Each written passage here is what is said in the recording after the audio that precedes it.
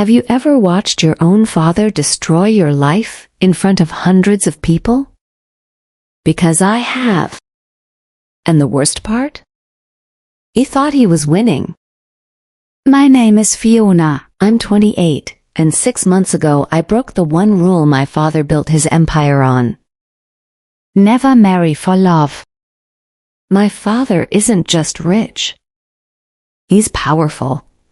The kind of man who doesn't just buy buildings, he owns the skyline. In his world, relationships are transactions and people are assets. And I was supposed to be one too. But then I met James. Not at a gala, not through connections. In a small coffee shop in Brooklyn.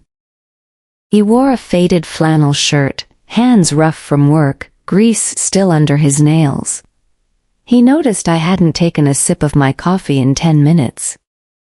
"Rough day?" he asked. No one had ever asked me that without expecting something in return. We talked for hours. He didn't care about my last name. Didn't ask what my father did. Didn't try to impress me.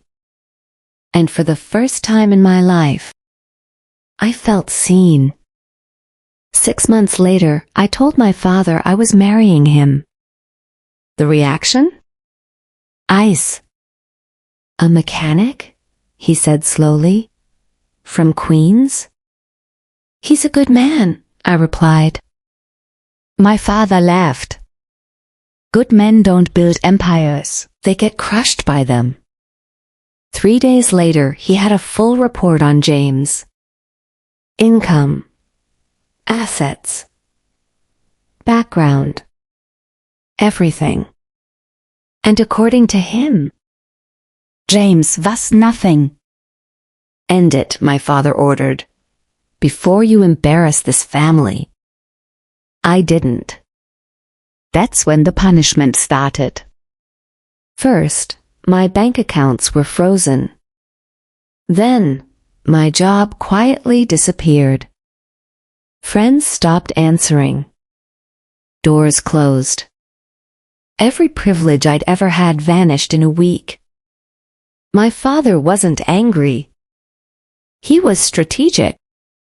He was teaching me a lesson. But what he didn't realize, I was finally learning something else. Who I actually was without him. James never panicked. Never tried to fix things. He just stayed. And one morning in his tiny kitchen, while flipping slightly burnt pancakes, he proposed. "I can't give you your father's world," he said softly. "But I'll never make you feel small." I said yes instantly. That night, my father called. "You want a wedding?" he said coldly. A pause. "I'll give you one you'll never forget." I thought it was a threat. I had no idea it was a promise. Because on my wedding day, my father wasn't just planning to attend. He was planning to destroy me. And he almost did. But what he didn't know was that the man he called nothing was hiding something big enough to destroy him instead. Our wedding was supposed to be small. 50 people. Simple. Real. Us. Instead, 300 guests filled the venue. Designers, Billionäres, Socialites. My father's world. He stood in the center, smiling like he owned everything. Because to him, he did. "Surprise," he said, kissing my cheek. That's when I realized. This wasn't a wedding. It was a stage. And I was the main act. James squeezed my hand. "We can leave," he whispered. I looked around. At the cameras. at my father's satisfied smile. "No," I said. "We're finishing this." The ceremony went ahead. For one moment, everything felt perfect. Then came the glass tapping. My father stood. Champagner in Hand. "A toast," he announced. The room went silent. He began slowly. I built everything from nothing. Classic. Predictable. Then his voice shifted. "And I always dreamed my daughter would marry someone worthy of that legacy." He turned to James. "And instead, she chose this." The word hit like a slap. A mechanic. A parasite. Gasps. Phones lifted. Recording. Then the final blow. "From this moment forward, Fiona is no longer my daughter." Silence. You're cut off. No inheritance, no trust fund. Nothing. 300 people watched me lose everything. I didn't cry.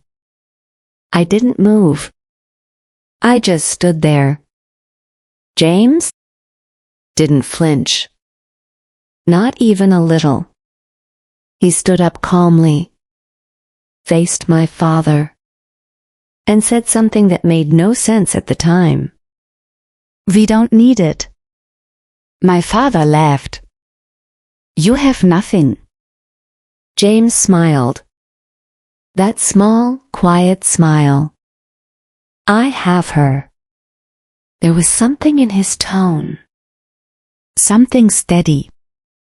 Unshaken. Like he knew something no one else did. And that's when I started to notice things. The way one older man in the crowd watched him with respect. The way James never looked intimidated. The way he wasn't reacting at all. Almost like he'd seen worse. That night as we danced, I asked him, "Why weren't you angry?" He looked at me. "I've dealt with bigger men than your father." Bigger men? A mechanic? That didn't add up. Not at all. And later that night, I heard him on the phone, talking about board meetings, Projections, decisions. That's when the doubt started. Who exactly had I married? Because one thing became very clear. James wasn't who he said he was. And whatever he was hiding was about to come out in the worst possible way. At an event my father had been chasing for years.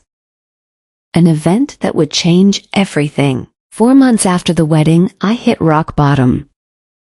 No job. No connections. no safety net. Every application rejected. My father's influence had poisoned everything.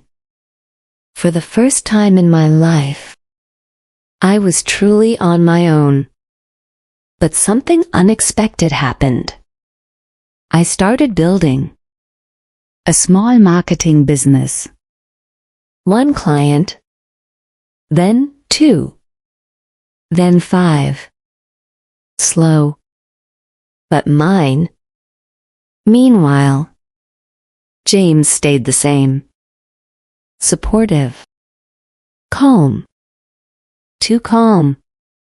Then one day I got an email from a company I'd never heard of. Nexus AI. A massive tech firm. Fastest growing in the country. Why were they contacting me? It didn't make sense. Until James asked casually that night, "Did you hear about Nexus AI's new deal?" I nodded.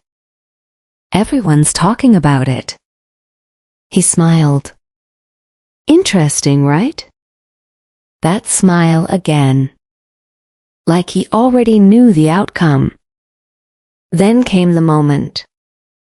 2 weeks before a major tech gala, James sat me down. "I need to tell you something," he said. My heart dropped. "The garage is real," he continued. "But it's not my main work." Silence. "I work in tech." I blinked. "What does that mean?"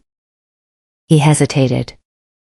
Then said, "It means I'm not poor."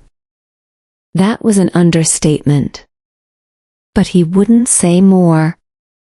"Come to the gala," he said. You'll understand everything. The invitation arrived. Heavy, gold embossed. VIP access. Guest of honor. James Carter. My hands started shaking. Who was he? I googled Nexus AI CEO. Nothing. No photos. No Name. Just rumors of a billionaire founder no one had ever seen. A ghost. And suddenly, every strange moment made sense. The late night calls. The money. The confidence. The silence. I wasn't married to a mechanic. I was married to something else entirely. But I still didn't know what. Until the night of the gala. When my father walked in, thinking he was about to close the biggest deal of his life, and instead watched it slip through his fingers, because the man he humiliated was about to step on stage and reveal everything. The ballroom went silent. Lights dimmed. The host stepped forward. For the first time ever, the founder of Nexus AI will appear publicly. My father leaned forward. Excited. Hungry. Ready. I felt James squeeze my hand. "Ready?" he whispered. "For what?" I asked. He smiled, then let go, and walked toward the stage. My heart stopped. "Please welcome." The pause stretched. James Carter. The room exploded. Applause. Shock. Confusion. My father froze. Completely. The screens lit up behind him. CEO, Nexus AI. Net worth $4.7 billion. My husband. Billionäre. The mechanic? Was the man my father had been chasing for years. James spoke. Confident. Brilliant. Commanding. The entire room listened. I didn't. I watched my father. Because for the first time in my life, he looked small. After the speech, James walked straight to him. "Mr. Ashford," he said calmly. You wanted a partnership. My father stuttered. You're... Yes. James handed him a card. I believe you've heard of us.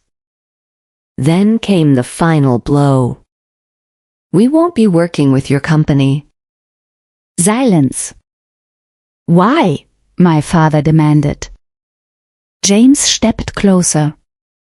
"Because I don't do business with people who humiliate their own family." The room turned. Watching. Recording. Judging. My father had lost.